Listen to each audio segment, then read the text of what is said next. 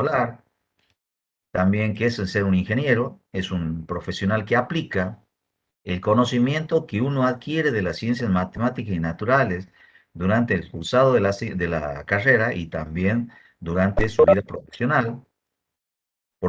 Aplica también el conocimiento adquirido por estudio y experiencia y la práctica, que le va a permitir desarrollar medios para utilizar de manera económica los materiales y las fuerzas de la naturaleza en beneficio de de la humanidad.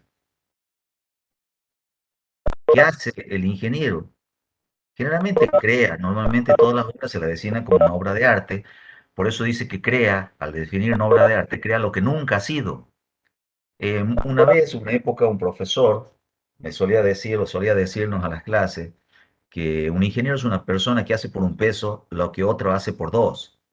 ¿Y por qué esto? Esto en base a los conocimientos y el comportamiento de los materiales que uno tiene durante el transcurso de la carrera. También el conocimiento y comportamientos estructurales que obtiene durante la carrera y donde después de recibido. Y también con la aplicación de muchos otros conocimientos. Entonces, también un ingeniero es una persona que puede hacer una obra lo más económicamente posible. Es decir, que en suma logra, una obra técnico y económicamente más conveniente con respecto a otro. ¿Qué hace un ingeniero vial? Hace el estudio, proyecto, dirección, construcción, gerenciamiento y mantenimiento de obras viales. También hace realización de experiencia de laboratorio o práctica de laboratorio para la investigación de suelos y agregados, también de hormigones y diversos materiales usados durante la ejecución de la obra. Por favor, si pueden silenciar los micrófonos. Entonces, también realiza experiencias en laboratorio. ¿Qué sigue haciendo un ingeniero vial? Puede hacer trabajo de topográfico y geodésicos en general, asuntos de ingeniería legal, económica y financiera y de organización. Puede hacer arbitrajes, pericias, tasaciones. Puede también hacer algunos trabajos de higiene y seguridad industrial y de contaminación ambiental. Puede también hacer la enseñanza de los conocimientos básicos, técnicos, científicos e investigación relacionada con todos estos conocimientos. Es decir, también hay veces que los ingenieros hacen maestrías, doctorados y pueden no solamente dedicarse a la ejecución práctica del conocimiento, sino también dedicarse a la enseñanza. El tema es dónde va a trabajar un ingeniero. Puede trabajar en un organismo público, es decir, un organismo público puede ser una universidad haciendo docencia e investigación, en reparticiones públicas como organismo público. Puede ser Vialidad de la provincia, Vialidad de la nación o alguna otra repartición que se dedique a la parte vial, como por ejemplo la municipalidad, donde tiene su parte, en gran parte de ejecución de obra vial, es decir, obra vial en zona urbana. También puede trabajar en el ámbito privado, puede desempeñarse en forma particular, en su propia empresa, o también puede trabajar dentro, como contratado dentro de una empresa. Es decir, no, el trabajo de un ingeniero puede ser en distintos ámbitos y algunos en que no estén enunciados específicamente dentro de lo que se ve en esta filmina. ¿Dónde estudian ingeniería? En la sede central. Ustedes conocen la sede central en la Avenida Belgrano, en la Belgrano Sur 1912, donde comienzan el ciclo básico. Posteriormente, después del ciclo básico, van a pasar a lo que es al parque industrial. En el parque industrial ya se dictan las materias que van comprendidas dentro del ciclo profesional. Entonces, el parque industrial, en la oficina del parque industrial o la dependencia del parque industrial, en donde están las oficinas, las aulas y laboratorios, están pasando lo que se conoce como el hiperlibertad, en dirección al nodo tecnológico. Está aproximadamente a 600 metros de lo que es el hiperlibertad. ¿Qué hace un ingeniero vial? Dentro del estudio y proyecto de un camino, el ingeniero vial puede hacer los trabajos en campañas. Generalmente esto se denomina estudios, en donde pueden hacerse los relevamientos topográficos. ¿Y en qué consisten estos relevamientos topográficos? Es decir, topografía es ver la forma del terreno. Se hace perfiles, se llaman levantamiento de perfiles del terreno. Estos pueden ser longitudinales y pueden ser llamados transversales. También pueden hacerse la extracción de muestras de agua, suelos áridos para estudio y análisis en laboratorios. Pueden ser laboratorios propios o laboratorios contratados. Como dentro del trabajo en campaña, también puede hacerse estudio del tránsito de la zona, es decir, a través de distintos medios. Generalmente puede hacerse censo de tránsito. ¿Para qué sirve esto? Serviría para el desarrollo o el diseño geométrico y estructural de un pavimento. Entonces, que estos son los trabajos en campaña que hace un ingeniero. Habíamos dicho, ¿para qué hace un censo de tránsito o la recopilación de los vehículos que pasan por un determinado lugar? Es para hacer el diseño geométrico. Se le suele llamar diseño geométrico para que el ingeniero pueda calcular cuántos carriles va a llevar, qué ancho va a tener el diseño de cunetas, etcétera. También al diseño estructural. ¿A qué se refiere cuando sea el diseño geométrico? Perdón, diseño estructural.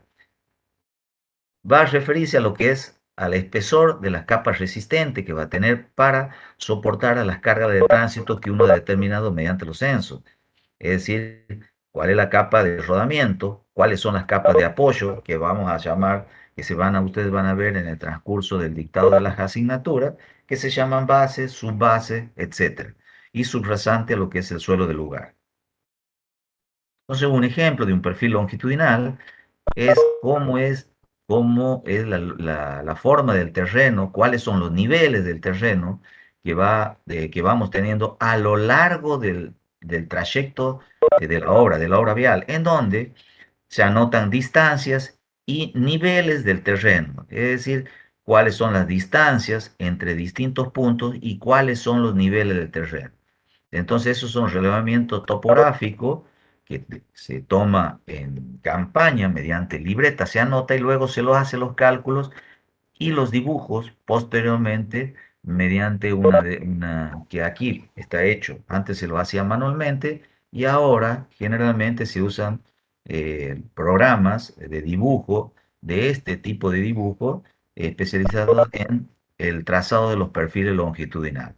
Entonces ustedes van a ver que son puntos que se toman longitudinalmente a distintas distancias y también lo que son los niveles que tienen distintos puntos. Eso permite dibujar lo que es un perfil de tipo longitudinal.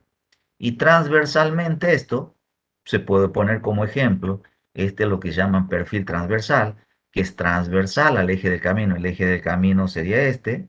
Entonces, imagínense ustedes que esta sería una fachada de una casa, la fachada de una casa, y transversalmente nosotros teníamos el perfil transversal de lo que es ese camino. ¿Mm? Frente a la casa de cada uno de ustedes, si ustedes realizan el relevamiento de las distintas distancias con respecto a la fachada de la casa contra la otra fachada, van a ver cuáles son los distintos niveles y si lo dibujan, van a tener lo que se llama un perfil transversal de lo que es un camino. En laboratorio, ¿qué se utiliza con las muestras que uno obtiene traídos en campaña? Se hace el estudio de los materiales con los que se van a ejecutar en la obra.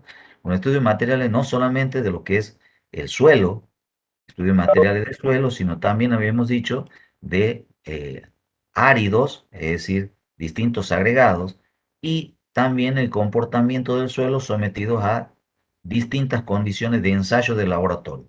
Normalmente estos ensayos de laboratorio para el estudio de materiales están con todos normalizados y hay que seguir unas ciertas normas y procedimientos. Y Inge, disculpe que lo interrumpa. Sí, Hay varios compañeros que están diciendo si, bueno, después lo voy a dejar entrar por el tema de que muchos están descargando la aplicación por lo que se conectan desde el teléfono. Y para entrar desde el teléfono, sí o sí hay que descargar la aplicación. ajá. Si es que después lo vas a dejar entrar usted.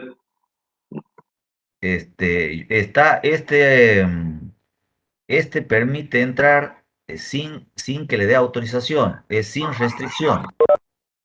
Este es sin restricción. El Cisco Webex no tenemos restricción para el ingreso. Sí, en el Google Meet. Posiblemente están poniendo mal el ingreso, por eso. Sí se puede entrar por teléfono directamente, sin descargarlo a lo que es al Cisco. Perfecto, Inge. Lo mismo, esta presentación va a estar cargada en el CUB, así tal cual en PDF y ustedes lo van a poder ver.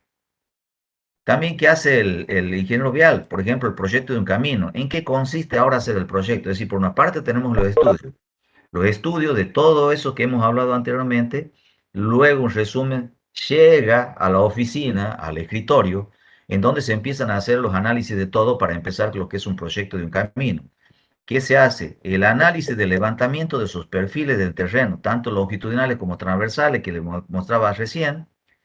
Se hace el dibujo de esos levantamientos realizados en campaña, se hacen las plantas, se hacen cortes, como ustedes van a ver en los dibujos, se determina cuáles son pendientes, hacia dónde se van a dirigir las aguas. También en el base al estudio del tránsito, el censo de tránsito que le hablaba recién, se hace el diseño geométrico, que también les puse una filmina, que van a determinar el ancho y número de carriles que se necesita para ese tránsito, y también el diseño estructural del pavimento, que consistiría en determinar el espesor de las distintas capas componentes del paquete estructural de un camino, que puede ser de un pavimento de hormigón o un pavimento de asfalto. Normalmente ustedes están acostumbrados a ver en zonas urbanas los pavimentos de hormigón y en ruta pavimento asfáltico, pero también hay lugares en donde existen los dos, cualquiera puede ser hormigón o asfalto.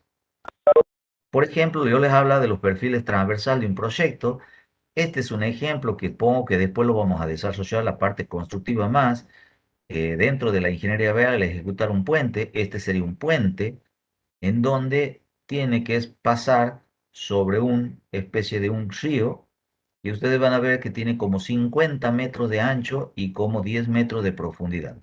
Este sería el perfil transversal del proyecto de una obra. Este sería el perfil transversal con todos sus componentes.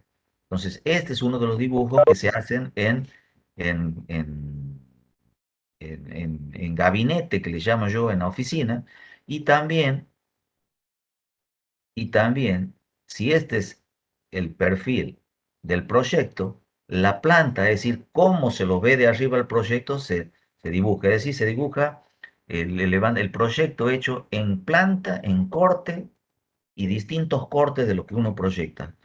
Por ejemplo, ese puente que yo les mostré anteriormente, este sería el puente y este es el desarrollo del ejemplo que les voy a dar. Un puente canal es una obra que se hizo en Santiago, que es única posiblemente en todo el país, en donde por arriba es puente y por debajo es canal, en donde pasa agua.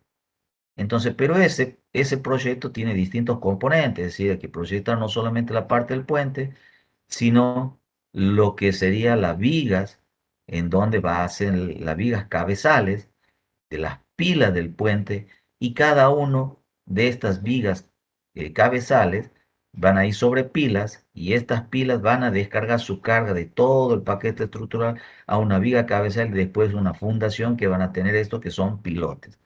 Después lo vamos a ir viendo un poco más detalles a cada uno de estos temas. Pero lo interesante e importante es que, por ejemplo, también se puede hacer un puente. El ingeniero vial está habilitado al proyecto y construcción de puente, pero este es un ejemplo de un corte del dibujo del proyecto. Proyecto del camino. Entonces, los trabajos de oficina y escritorio es también determinar, una vez que uno proyecta todo, lo dibuja todo, lo tiene que determinar cuánto vale esa obra. Para ello, dentro de los costos de proyecto de obra hay que hacer los cómputos métricos. ¿En qué consisten los cómputos métricos? En la medición de las cantidades que nosotros podemos obtener en los planos, es decir, tomando los planos medidos de escala, o bien por medios informáticos. Hoy hay programas, por ejemplo, tipo el AutoCAD, que cliqueando en distintos puntos uno puede determinar cuáles son las medidas que tienen cada uno de los elementos. También hay que hacer análisis de precio de cada uno de los ítems, cada uno de los ítems que va a intervenir en la obra. Dentro de los análisis de precios van a intervenir lo que son los materiales, los equipos y la mano de obra para ejecutar cada uno de los ítems de la obra, como vamos a ver pues, en las próximas filming. Entonces luego, con los cómputos métricos y el precio unitario de cada uno, podemos tener el presupuesto de la obra que nos va a decir cuánto cuesta la obra total proyectada de ese camino. Entonces, cómputo métrico es como que venga un albañil y le diga, yo tengo 10 metros cuadrados de pared. Ese es el cómputo métrico. ¿Cómo saca usted 10 metros cuadrados de pared? Tengo 5 de largo por 2 de altura. Son 5 por 2, 10 metros cuadrados de pared. ¿Y cuánto me va a cobrar usted por esa pared? Entonces ahí sale en el análisis de precios cuánto de mano de obra le cobran, cuánto de mano y cuánto equipo va a utilizar. Y los materiales, para hacer esos 10 metros cuadrados, uno tendrá que comprar y ahí sabemos cuánto nos va a salir después del total el precio por metro cuadrado. De manera que para sacar el presupuesto, en ese caso, 10 metros cuadrados por el precio unitario me va a dar el total o presupuesto de cuánto sale la obra. El tema era cómo se computa entonces, es midiendo en planos o bien por medios informáticos en el plano, es decir, manual o informático, y se realiza el cálculo de producto para determinar el cómputo largo por ancho y por profundidad. Esto se hace para todos los ítems de obra, para saber qué cantidad de cada uno de los ítems componentes se tiene. Este es un ejemplo de cómo se hace una planilla de cómputo métrico, es decir, final. Por ejemplo, en una obra vial, un camino nuevo, en donde hay que abrirlo al camino, hay que desboscar, hay que sacarle el bosque, limpieza, hay que emparejar el terreno porque el terreno es desparejo. Generalmente se toma de 100% por hectárea el número por hectárea, por ejemplo, en este caso, el movimiento de suelo para hacer las excavaciones, para desbosque, limpieza, etcétera, se hacen planillitas, se puede computar en metros cúbicos, por ejemplo, aquí tengo casi 70.000 metros cúbicos, eso se hacen con planillas anexas, por ejemplo, puentes se puede haber, en este caso hay una demolición de puentes, se computa un puente en forma global. Por ejemplo, hormigón, el hormigón de limpieza, se denomina así el hormigón sobre el cual se va a apoyar alguna estructura, el pavimento.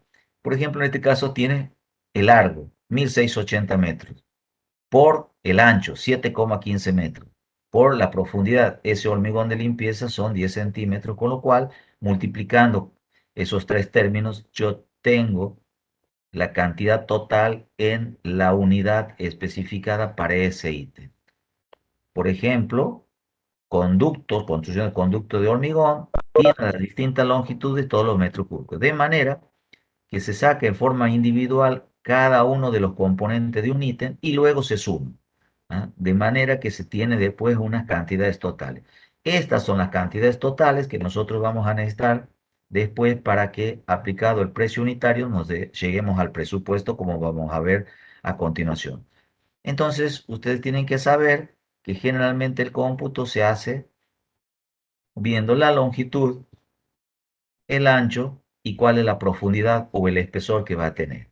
Entonces, para llegar a determinar las cantidades totales para el cómputo métrico. ¿Cómo se hace un análisis de precios? Se hace para cada ítem. Habíamos dicho que considera la cantidad de materiales necesarios, tanto cemento, arena, hierro, equipos para ejecutarlo, pueden ser hormigoneras, tractores, topadoras, etcétera. Mano de obra necesaria, generalmente se trabaja con oficiales que saben ya trabajar el tema. Hay ayudantes que ayudan a los oficiales, medio oficiales. Hay maquinistas que manejan los equipos especializados, como vamos a ver después. Hay choferes que manejan vehículos, camionetas, etcétera. Y también dentro del análisis de precios, inclusive entran lo que son todos los gastos indirectos, más los impuestos que cobra el gobierno y que después hay que pagar. Esta es la imagen de un análisis de precios, como le decía, que entra lo que son los materiales, mano de obra y los equipos. Entonces, cada uno, normalmente estos están ya especificadas las cantidades, de manera que entra la cantidad de cemento, por ejemplo, 300 kilos de cemento. ¿Cuánto vale el kilo de cemento? Si uno una bolsa de 50 kilos la divide el precio de la bolsa en 50, me da el precio por kilo. De manera que multiplicado me da la cantidad, el precio que gasto en cemento para hacer parte de la calzada 1 metro cúbico de hormigón. Y así para cada uno de esos. Yo sé que el hormigón lleva arena, piedra, hierro, algunos otros elementos más, que cada uno se sabe a qué cantidad es necesario por metro cuadrado, por metro cúbico de hormigón, y los precios unitarios se lo va sacando de acuerdo al costo total que nos da, por ejemplo, el metro de la arena gruesa, para ir sacando los precios parciales. De materiales, también están especificados ya la cantidad de mano de obra que es necesario para ser un oficial especializado, un oficial, el medio oficial, el ayudante y la vigilancia. Estos valores de los precios unitarios de la mano de obra normalmente están fijados por la Unión Obrera de la Construcción. Entonces, el constructor lo único que tiene que hacer es respetar esos valores, sabiendo cuánto va a demorar para hacer 1 metro cúbico de calzada de hormigón este hombre. Este va a demorar 2 horas, de manera que esas cantidades por los precios unitarios ya están fijadas por la boca, me da cuánto voy a gastar en un oficial especializado, etcétera, y de vigilancia. En los equipos, dice qué cantidad equipo voy a utilizar, una planta hormigonera, depósito de agua, de cemento, camiones para transportar el hormigón, algunos otros equipos. Entonces, estas son las cantidades de horas que yo necesito para fabricar 1 metro cúbico de calzada de hormigón. El precio unitario de cada uno de estos equipos. Para llegar a estos precios unitarios, normalmente hay que hacer un análisis de precios para el equipo en sí particularmente. Entonces, ¿cómo va llegando a los parciales de cada uno de estos materiales, mano de obra y equipos en donde se hace un análisis de precios? Entonces se suman los precios totales y vamos a tener el costo-costo o costo primario. A donde se le suma después hay que agregarle lo que son los gastos generales, los beneficios que va a tener el hombre, qué gastos financieros tiene, también cuál es el costo indirecto, ya sea impuestos, ingresos brutos masivos. De manera que el último precio va a ser la suma de todos los anteriores, de todo lo anterior. Por ejemplo, este más este sería el precio por metro cuadrado. El precio total del ítem, el metro cúbico, llevado a precio por metro cuadrado. Es decir, sabiendo que el pavimento es 15 centímetros. Bueno, lo que le quiero decir es que este sería el precio por metro cúbico de un hormigón colocado en obra.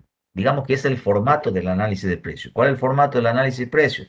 Ver qué materiales, mano de obra y equipo intervienen, cada uno con el porcentaje de incidencia y el costo que a mí me sale utilizar cada uno de ellos, que voy a llegar a lo que es el costo por metro cúbico de hormigón. Este es un ejemplo de un análisis de precios. Ustedes no se rompan la cabeza de que van a hacer ningún análisis de precios, porque esto generalmente se necesita ya conocimientos previos como para poder elaborar un análisis de precios. Y eso es solamente cuando ustedes avancen un poco en la carrera. Entonces tengo lo que es las cantidades y tengo el precio unitario de los análisis de precios. Entonces con esto puedo sacar el presupuesto de la obra, sabiendo que para cada uno de los ítems, este se mide en hectáreas, este tiene 5 hectáreas por el precio unitario por este, me da el total para este ítem.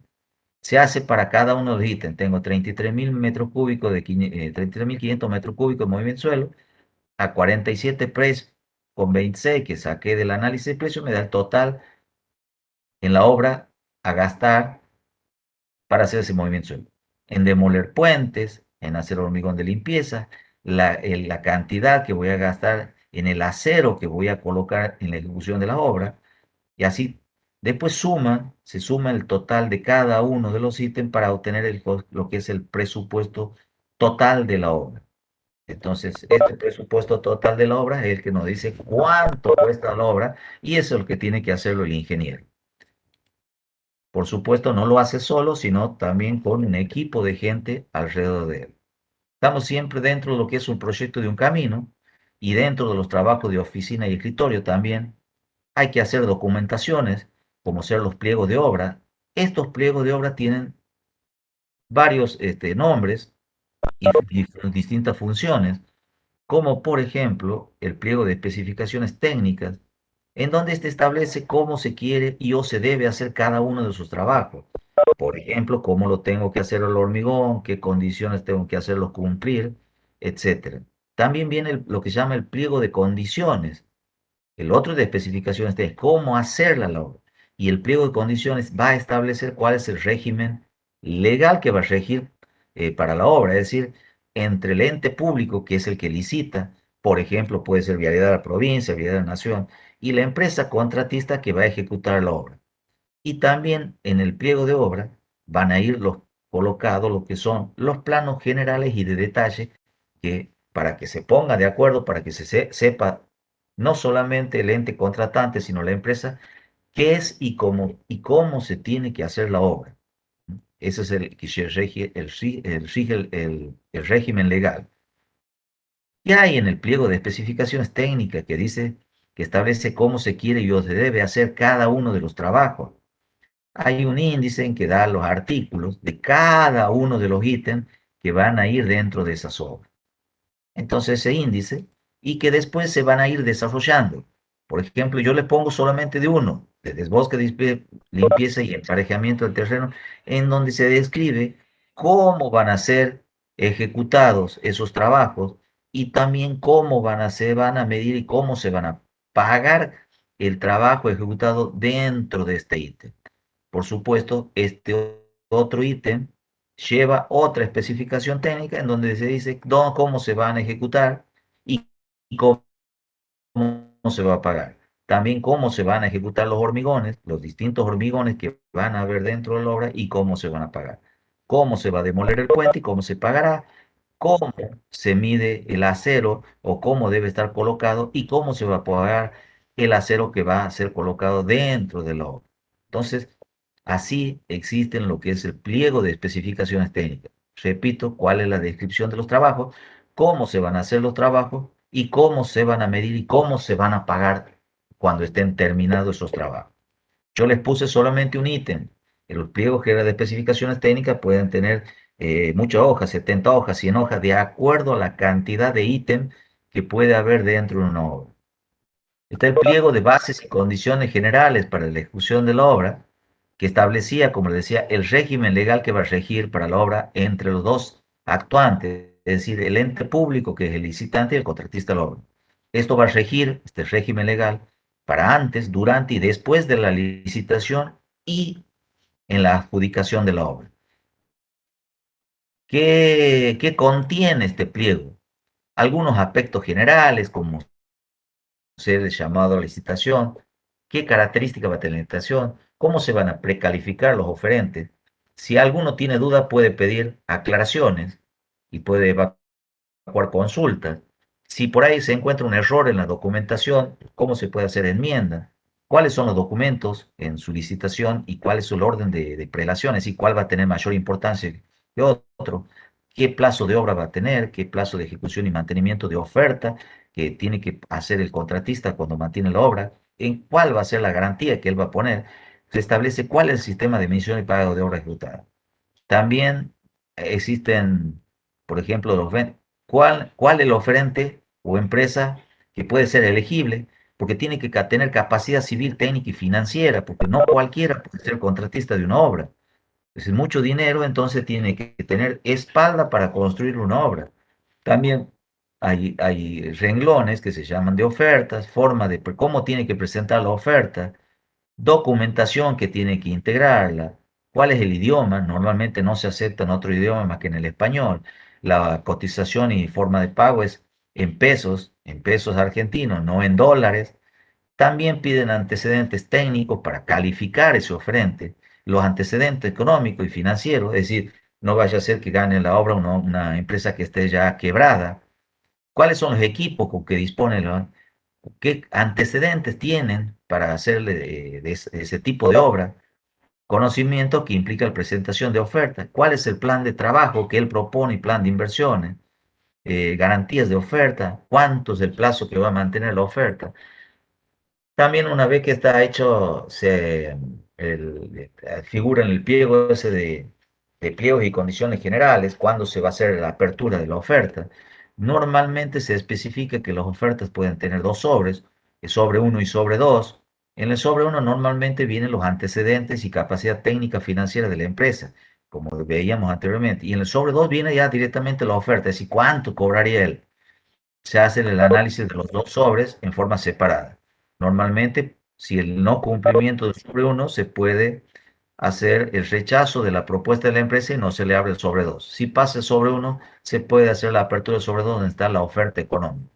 Hasta esta instancia, antes del sobre 2, no se conoce cuánto me oferta cada uno de los oferentes. Por ejemplo, puede haber 5 oferentes, hay 5 sobre uno, entonces se abre todo y ve cuál queda para hacer la apertura del sobre 2. ¿Cómo es inadmisible la oferta? Decisiones, oferta única, cuando se declara deserta la licitación. También tienen cómo se va a hacer la inspección de obra, cuáles son los atributos de la inspección, cuáles son los libros que se van a usar que son obligatorios durante la ejecución de la obra. También se labran actas, qué actas son, vamos a ver qué son órdenes de servicio, qué son notas de pedido, libros diarios, registro de mediciones, qué significación y alcance tienen cada una de órdenes de servicio, así también con los documentos que tiene que guardar el contratista en obra para ser controlados y verificados durante la ejecución de la misma por parte de la inspección y por parte de la empresa que ejecuta los trabajos. Hay algunos también, el contratista, su representante técnico y su personal, normalmente se requiere siempre la presencia del contratista de la obra y también del representante técnico de su empresa, del personal, de todo el contratista y el cumplimiento de parte de la empresa de la legislación laboral y previsional. También tiene que cumplir lo que es, y mucho se exige hoy, seguridad, higiene y accidentes de trabajo. Bueno, eso es en resumen lo que puede llegar a un pliego de condiciones generales que habla cuáles son las relaciones que tenemos que tener antes, durante y después de la licitación de la obra. Una vez que ese proyecto, entonces, ya hemos terminado el proyecto, nosotros, con toda esa documentación que acabamos de hablar, ¿qué hacemos? Lo elevamos a aprobación de una autoridad